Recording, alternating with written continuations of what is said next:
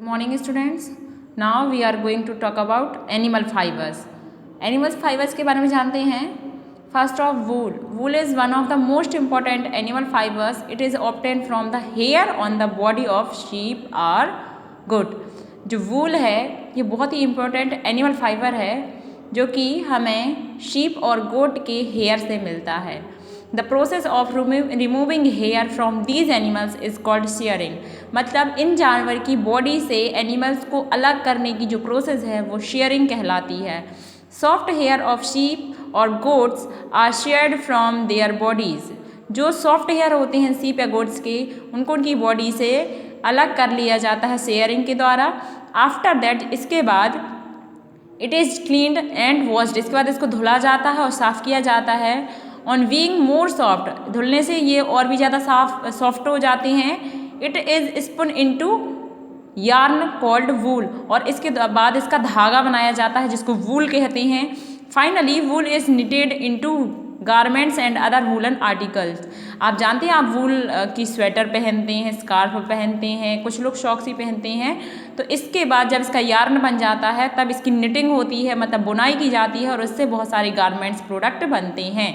A number of other varieties of wool are derived from goat also. इसके अलावा जो different variety की गोट होती हैं, रैबिट होता है, उससे भी वूल प्राप्त किया जाता है. The long silky hairs of angora goat, मतलब अंगोरा नाम का एक गोट होता है, एक वैरायटी है, इसकी प्रजाति है जिसके सिल्की हेयर होते हैं और लंबे होते हैं. इससे लंबे और सिल्की वूल को प्राप्त किया जाता है. Are used to make high quality woollen goods.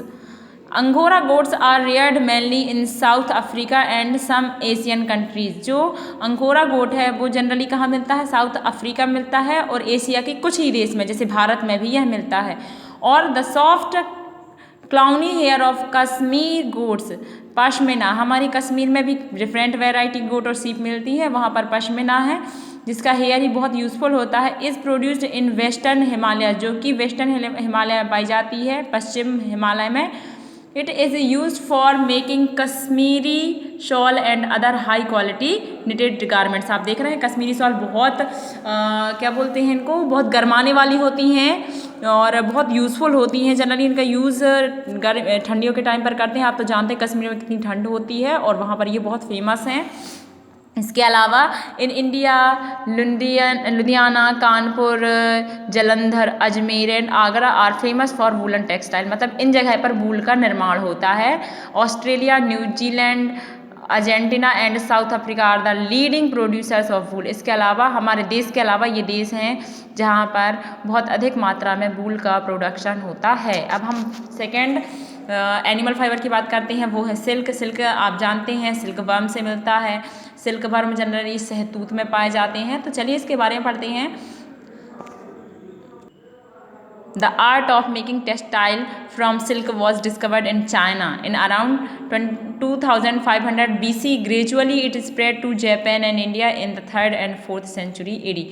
बेटा आपको पता होना चाहिए कि सिल्क का जो डिस्कवर किया गया वो कहाँ पर, तो सिल्क की डिस्कवर कहाँ हुआ था? चाइना में. कहते हैं कि चाइना की एक महारानी थी, वो चाय पी रही थी, तभी उनकी चाय के जो कप में है, गर्म चाय में एक छोटा सा कोकून आकर गिर जाता है. कोकून क्या होता है? जिसके अंदर मौथ भरा होता है और उसके चारों ओर लपटा हुआ है जो हेयर दिखते हैं वो क्या होते हैं? सिल्क होती हैं. तो इस तरीके से उसमें गिरा और जैसे वो गर्माहट की वजह से क्या हुआ, उसने उसको अलग किया तो उससे एक धागा निकला. जब उसको अलग किया गया तो बहुत बड़ा धागा मिला, मतलब यार्न मिलता गया. इस तरीके से सिल्क का डिस्कवरी हुआ. इसके बाद चाइना वालों ने सिल्क को लगभग सोने की मतलब बोल सकते हैं कि जितना सोना हमसे लेते थे इतना ही सिल्क हमको देते थे. मतलब उसके वेट के अकॉर्डिंग उसको बेचना स्टार्ट कर दिया था. लेकिन ये किसी को बताते नहीं थे कि सिल्क बनता कैसे है. इसके बाद धीरे धीरे कहते हैं जासूस वगैरह गए, उन्होंने पता किया कि आखिरकार बनता कैसे है सिल्क. तो धीरे धीरे ये जापान और इंडिया में फेमस हो गया, लेकिन उतने में ही बहुत टाइम लग चुका था. Silk is a natural protein fibre. यह एक बहुत अच्छा प्रोटीन फाइबर है.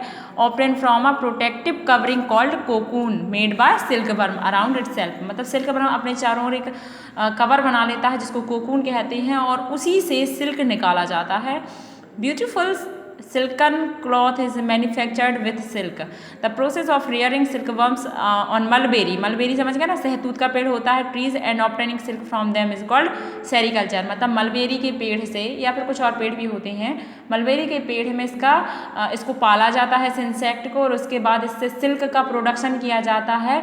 सिल्क के प्रोडक्शन की जो सारी प्रोसेस है वो सेरीकल्चर कहलाती है. The silk worm feed on the leaves of the mulberry tree. Silk worm क्या करता है, वह मलबेरी ट्री की लीव्स को खाता है.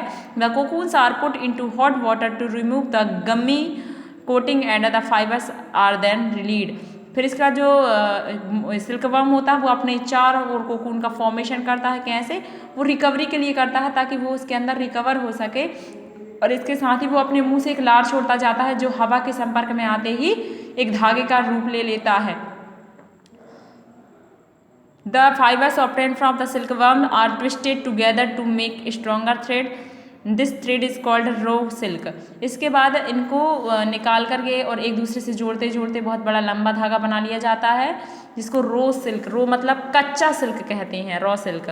The thread of raw silk is then woven in beautiful textile in mills. इसके बाद इनको टेक्सटाइल मिल्स में भेज दिया जाता है. India, China and Japan are leading countries in production of silk. Banarasi in India is famous for its silk sari. Silk sari के लिए बनारस बहुत फेमस है बेटा, और यहाँ की साड़ियाँ बहुत ही महंगी मिलती हैं. ओके.